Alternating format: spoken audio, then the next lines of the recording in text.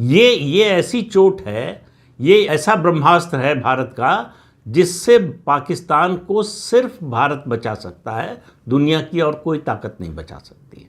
ये सब बातें सही हैं, लेकिन अगर इन सब बातों के बाद आपको या हमको या किसी को भी ये गलतफहमी हो जाए कि अब इसके बाद पाकिस्तान आतंकवाद का रास्ता छोड़ देगा, तो वो कभी नहीं होने वाला। हम युद्ध लड़ रहे हैं आतंकवाद से, पाकिस्तान युद्ध लड़ रहा है मजहब के आधार पर। इन दोनों के फर्क को समझिए। हमारे लिए आतंकवाद खत्म हो जाए तो हमारी लड़ाई जो है खत्म हो जाती है, हम उसको जीत मान लेते हैं, मान लेंगे। लेकिन पाकिस्तान के लिए लड़ाई कभी नहीं खत्म होगी, क्योंकि उसका असली लक्ष्य है भारत को खत्म करना। उसका जन्म ही भारत से नफरत के आधार पर हुआ है।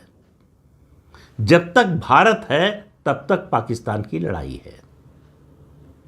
तो भारत का होना, भारत की उपस्थिति, भारत का अस्तित्व, यह पाकिस्तान के लिए खतरा है।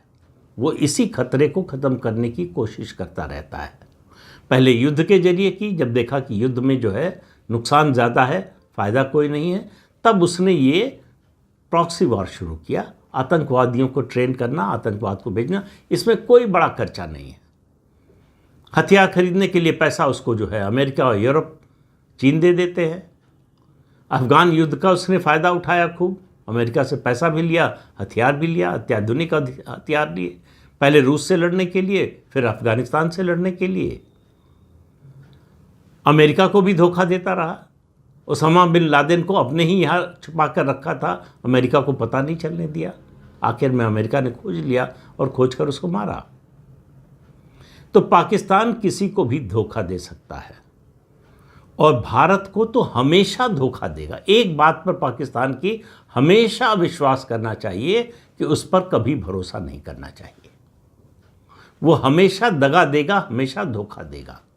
तो इसलिए वो जो भी वादा करे, वो आज अगर हाथ पैर अब शरीर के अपने सारे अंगों से लिख कर दे दे कि वो आतंकवाद को बढ़ावा नहीं देगा, तब भी भरोसा नहीं करना चाहिए।